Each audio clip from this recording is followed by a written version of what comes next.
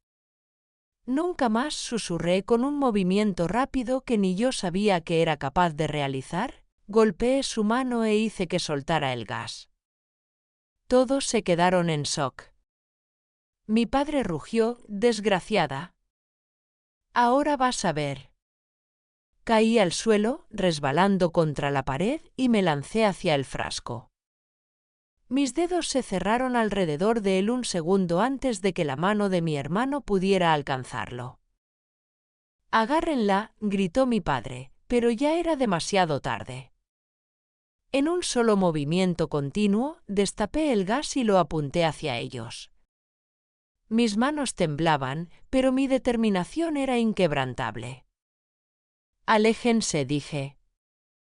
Mi voz nunca había sonado tan resuelta. Mi padre dio un paso más, y justo en ese momento, hice lo que tenía que hacer.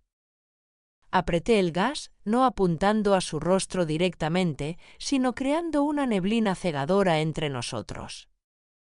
Retrocedió, tosiendo y frotándose los ojos. Mi hermano intentó atacarme, pero esta vez lo apunté directamente a él.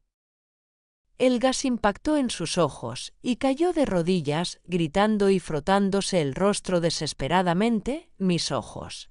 No veo nada». Mi madre se quedó paralizada por un instante.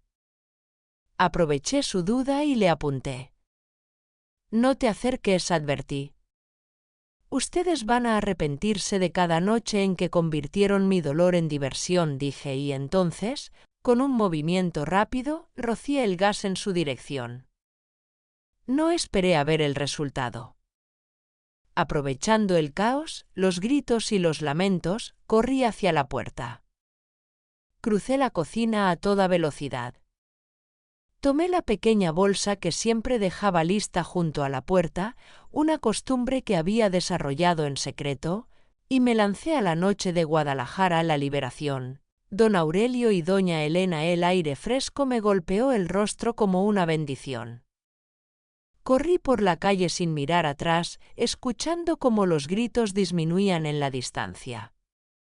No sabía exactamente a dónde ir, pero sabía que jamás podría volver con gusto. Aquí tiene la traducción del fragmento, manteniendo la carga emocional y utilizando vocabulario que enfatiza el sentimiento y el apoyo. Guión bajo, guión bajo, guión bajo, guión bajo, guión bajo, guión bajo, guión bajo, guión bajo, guión bajo, guión bajo, guión bajo. Pies me llevaron instintivamente al único lugar donde me había sentido alguna vez segura. La tiendita de don Aurelio. Estaba cerrada a esa hora, pero el anciano comerciante vivía en la parte trasera del establecimiento. Sin aliento, con las lágrimas corriendo a raudales por mi rostro, golpeé la puerta trasera. Escuché pasos lentos acercándose, y luego la voz familiar de don Aurelio: «¿Quién está ahí? ¿A estas horas?». «Soy yo, Ximena», logré articular a duras penas entre sollozos. La puerta se abrió y el rostro arrugado y bondadoso de mi patrón apareció, iluminado por la luz tenue de un farol.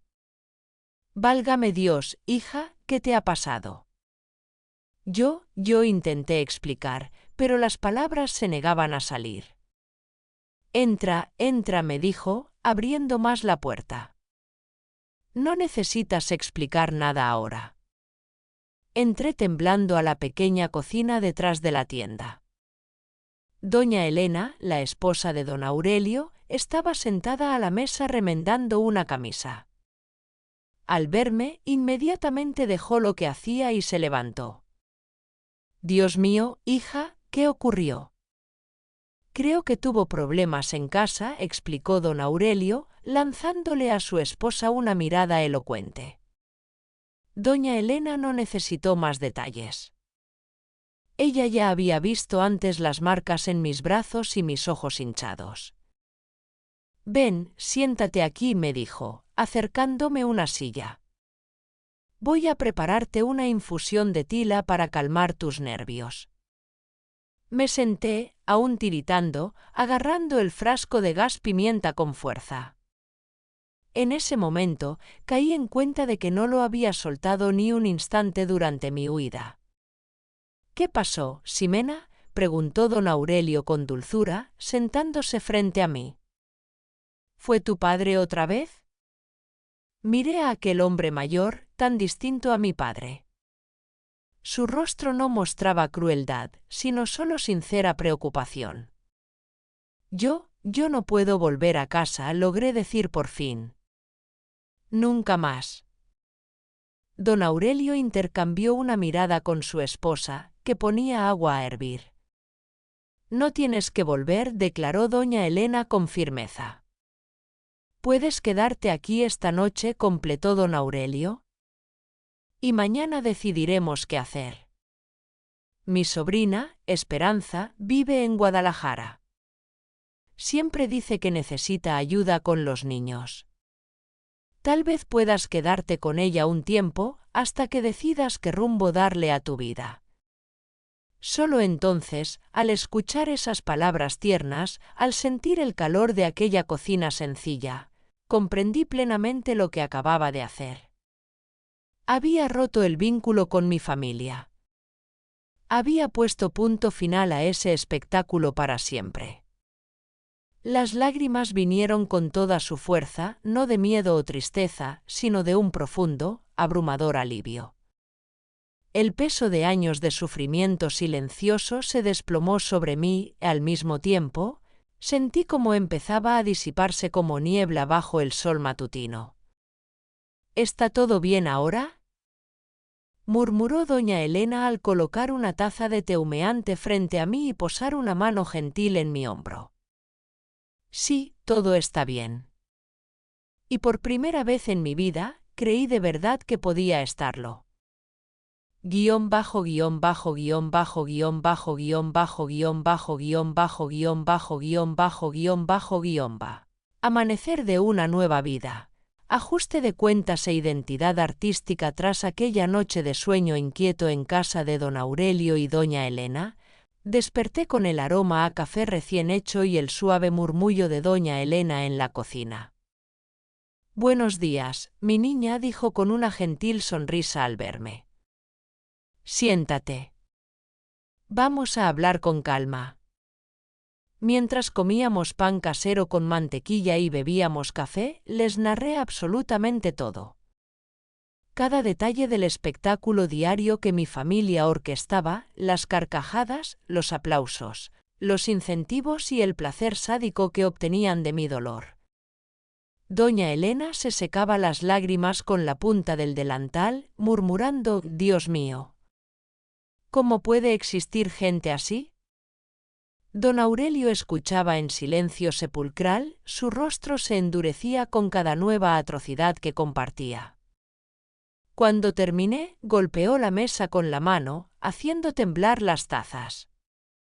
«Esto se acaba hoy mismo», declaró con firmeza inquebrantable.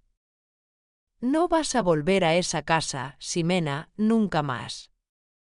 El apoyo del delegado Baldomiro esa mañana, conocí a un hombre alto y de cejas pobladas, un amigo de muchos años de don Aurelio, el delegado Baldomiro, comisario de policía. Llegó tan pronto como la tienda abrió y escuchó mi historia con atención profesional, anotando cada pormenor en una libreta gastada. «Será tu palabra contra la de ellos», explicó con honestidad brutal. Y lamentablemente, en estos casos, la justicia no siempre opera como debiera, pero haremos todo cuanto esté en nuestro alcance. La mañana fue un auténtico torbellino. El comisario quiso ver las marcas en mis brazos, las fotografió con una cámara policial y tomó mi declaración oficial. Mientras tanto, doña Elena llamó a su sobrina Esperanza en Guadalajara, quien accedió inmediatamente a acogerme. «Ella tiene 2 niños pequeños», explicó doña Elena. «Necesita ayuda y tú necesitas un lugar seguro, lejos de esa gente». El enfrentamiento y el traspaso del poder cerca del mediodía, la puerta de la tienda se abrió con violencia. Mi padre, Benito, entró con los ojos aún enrojecidos por el gas, seguido de cerca por mi hermano Ramiro. Mi madre no estaba con ellos. ¿Dónde está esa?, vociferó mi padre, mirando a su alrededor. ¿Dónde está la nanquina, Nancor, que se escapó de casa? Don Aurelio salió de detrás del mostrador, una figura delgada frente a la intimidante presencia de mi padre, pero había una determinación en él que nunca le había visto. «Aquí no hay nadie para ti», Benito dijo con calma. «Será mejor que regreses a casa». Mi padre arremetió: «No me venga con sermones. Sé que está aquí. Ximena es menor de edad y va a volver ahora mismo a su casa, donde es su lugar». Fue entonces cuando la puerta trasera se abrió y el comisario Baldomiro apareció con su libreta en mano. La placa en su pecho resplandeció bajo la luz que entraba por el escaparate. Mi padre retrocedió un paso, sobrecogido. Mi hermano, siempre tan valiente en casa, de repente parecía un niño asustado. «¿Algún problema por aquí?», preguntó el comisario. «Estoy buscando a mi hija», explicó mi padre, cambiando por completo el tono. «Se fue de casa anoche. Estamos muy preocupados». «Entiendo», respondió el comisario, hojeando su libreta.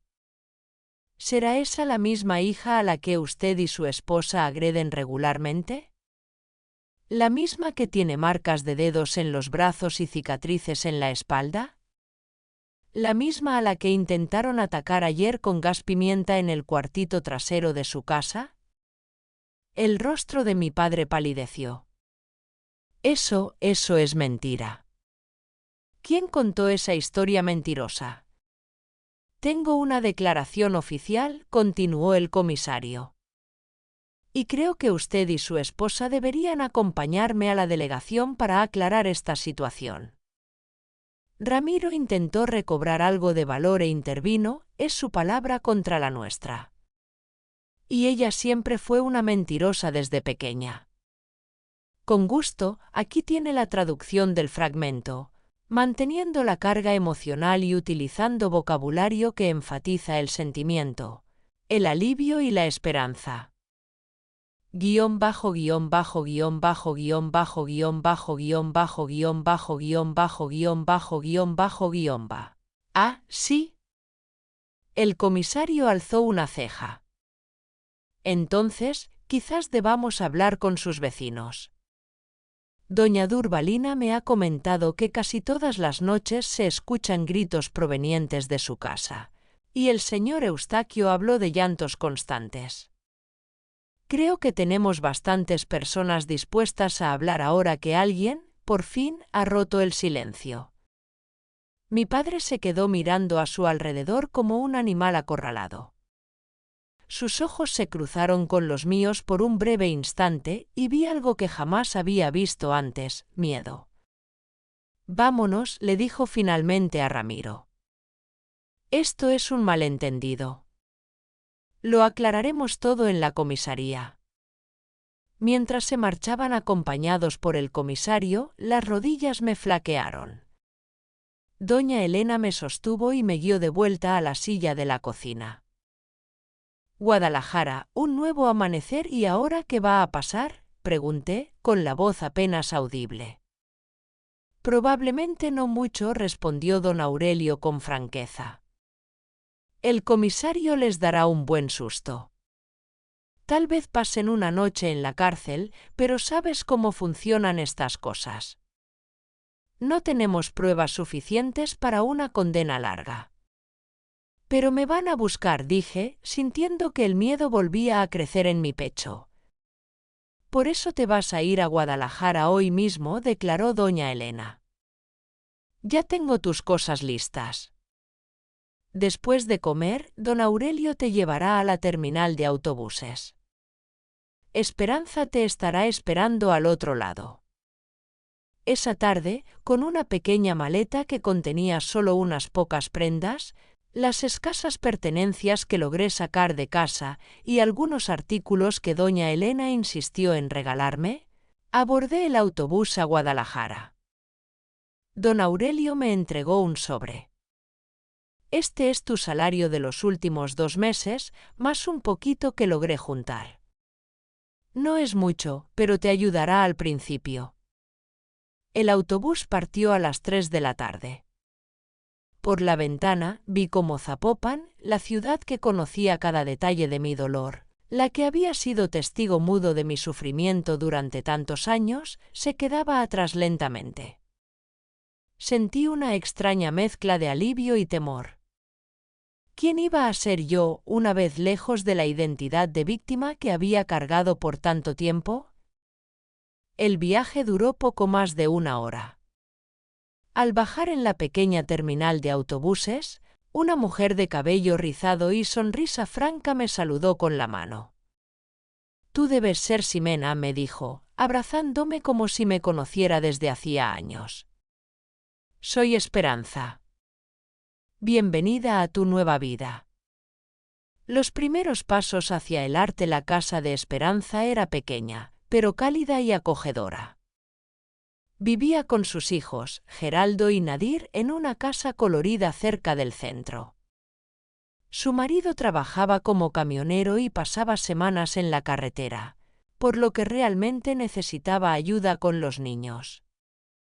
Mi tarea era simple: ayudar con los pequeños mientras Esperanza trabajaba en la tienda de telas. A cambio, tendría alojamiento, comida y un pequeño sueldo. Pero, lo más importante, estaría segura, fuera del alcance de mi familia. La primera noche que dormí en mi pequeño cuarto, no pude conciliar el sueño. El silencio era extraño. Ya no existía el temor constante a los pasos que se acercaban, a las voces que llamaban a un nuevo acto de crueldad. Era un silencio bondadoso, el silencio de la paz, pero aterrador en su novedad. Solo a la tercera noche pude descansar de verdad. Al despertar a la mañana siguiente, contemplando el cielo diáfano de Guadalajara, sentí algo que antes no conocía: esperanza. Una esperanza frágil, vacilante, pero absolutamente real. 3 meses después, recibí una carta de doña Elena. Aunque mi familia solo había pasado una noche en la cárcel, la historia se había filtrado en la ciudad. Los vecinos, que por tanto tiempo habían guardado silencio, empezaron a hablar. Algunos colegas de mi padre en la cooperativa se negaron a trabajar con él. La comunidad, a su manera, estaba impartiendo justicia. «Tu padre fue transferido a una filial lejana de la cooperativa», escribió doña Elena. «Dicen que se están mudando a otra ciudad». Con gusto, aquí tiene la traducción del fragmento, manteniendo la carga emocional y utilizando vocabulario que enfatiza el sentimiento, la superación y el valor. El comisario consideró oportuno avisarte para que estuvieras alerta, pero cree que es muy difícil que vuelvan a intentar algo. La vergüenza que pasaron fue demasiado grande. Esa carta trajo consigo el cierre emocional que tanto necesitaba. No era una justicia completa, ni el castigo que quizás merecían, pero era algo tangible. Significaba el fin de su poder sobre mí, el cese de la constante opresión del miedo. La cortina de aquel grotesco espectáculo había caído, y yo había conseguido abandonar el escenario con mi dignidad intacta. El despertar de la vocación artística en Guadalajara, lentamente, comencé a edificar una nueva existencia. Esperanza me alentó a terminar mis estudios nocturnos. Los pequeños Geraldo y Nadir me tomaron muchísimo cariño y yo a ellos. Descubrí que amaba enseñar, ver el brillo en los ojos de los niños cuando asimilaban algo nuevo. A los 19 años, presenté el examen para la escuela normal y fui aceptada. Sería maestra. Ayudaría a otros niños a encontrar su voz, a creer en sí mismos, a saber que merecían respeto y amor. Fue en esa época que conocí a Esteban, un joven alfarero, artista de la cerámica, recién graduado que regresaba a la ciudad para establecer su propio negocio. Un día, Acudí a su taller para preguntarle sobre la mezcla correcta de arcillas y esmaltes para la alergia de Nadir, el hijo pequeño de Esperanza. Esteban me dijo, ¿sabes? Cada pieza de cerámica cuenta una historia. Al preparar una obra, no solo estoy mezclando materiales, estoy creando algo personalizado, único, que va a ayudar a alguien a sentirse mejor. Aquellas palabras me conmovieron profundamente en mi interior. La idea de generar soluciones personalizadas para problemas específicos, de asistir a las personas a superar sus dificultades a través de un conocimiento especializado, me fascinó por completo. Empecé a visitar el taller con frecuencia, haciendo preguntas, aprendiendo sobre los procesos. Esteban, siempre paciente, me explicaba todo con un entusiasmo contagioso. Cuando finalmente decidimos casarnos en 1973, yo estaba segura de que quería seguir ese camino. Esteban me animó a ingresar a la Escuela de Técnicas Tradicionales de Alfarería. Fue un periodo arduo. Daba clases de día en Guadalajara y estudiaba de noche, viajando a diario entre ambas ciudades. Tienes la fuerza para esto y para mucho más, me decía Esteban cuando me veía agotada. Después de todo lo que había soportado en mi infancia y adolescencia, los desafíos de la vida adulta me parecían manejables, especialmente teniendo a mi lado a alguien que me valoraba y creía en mí.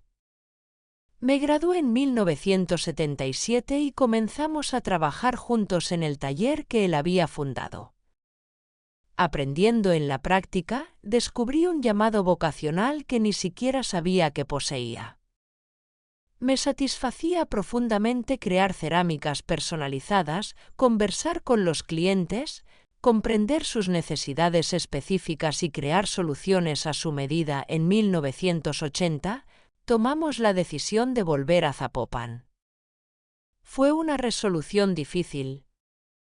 Temía reencontrarme con mi familia, revivir mis traumas, pero Esteban me ayudó a entender que regresar no significaba retroceder, sino demostrar que había triunfado.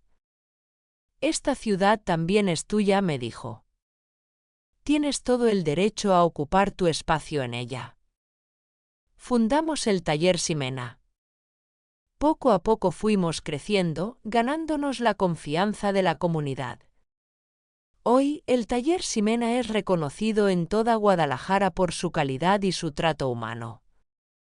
Mi pequeño laboratorio, es decir, la trastienda de mi taller, es mi santuario. Allí, entre vasijas de arcilla cuidadosamente etiquetadas, balanzas de precisión, para medir esmaltes, y libros de alfarería, siento una paz que por mucho tiempo creí imposible. Cada pieza que preparo se hace con un cuidado especial, pensando en la persona que va a recibirla con gusto. Aquí está la traducción del fragmento, manteniendo la carga emocional y utilizando vocabulario que enfatiza el sentimiento, el legado y la profunda transformación. Guión bajo guión bajo guión bajo guión bajo guión bajo guión bajo guión bajo guión bajo guión bajo guión bajo guión ba. Sucumbió hace 5 años ante un cáncer que enfrentó con la misma dignidad y fuerza con que vivió toda su vida. Su ausencia todavía me duele en el alma, pero su influencia perdura en cada rincón del taller, en cada proceso que desarrollamos juntos. En cuanto a mi familia original, supe que mi padre falleció en 1988 en un pueblo del interior. Mi madre aún vive en una casa de reposo en ese mismo estado. De mi hermano Ramiro, sé que se mudó a Sonora y nunca más tuve noticias. No busqué contactarlos. Aprendí, con el tiempo y con dolor, que la verdadera familia es aquella que nos acoge, que nos valora, que ve en nosotros algo más que un objeto para la cruel diversión. Mi familia de verdad son mi hija Lucía y su marido Ignacio, mis 3 maravillosos nietos y los queridos amigos que hice a lo largo de la vida. Esperanza y sus hijos, que me abrazaron cuando más los necesité, y don Aurelio y doña Elena, cuyos gestos de valentía y bondad jamás podré olvidar. Los domingos recibo a mis nietos aquí en casa. Mientras preparo platillos tradicionales en la cocina, les narro historias de arcillas y esmaltes. Les explico cómo cada mineral puede aliviar diferentes tipos de dolor y de espíritu. Ellos me escuchan fascinados, haciendo preguntas, absorbiendo no solo el conocimiento, sino también el amor por la sanación que Esteban me enseñó y que ahora transmito a una nueva generación. Aquella niña que un día vivió en un escenario de tormento encontró su lugar auténtico en el mundo, no como víctima ni como sobreviviente, sino como sanadora, artista. Cada fórmula que preparo, cada pieza que moldeo, cada persona a la que ayudo a sentirse mejor, es una pequeña victoria contra aquel pasado sombrío. Es mi manera de afirmar que el dolor no tuvo la última palabra, que incluso de las experiencias más oscuras puede emerger la luz, y que es posible transmutar las cicatrices en una fuente inagotable de fuerza.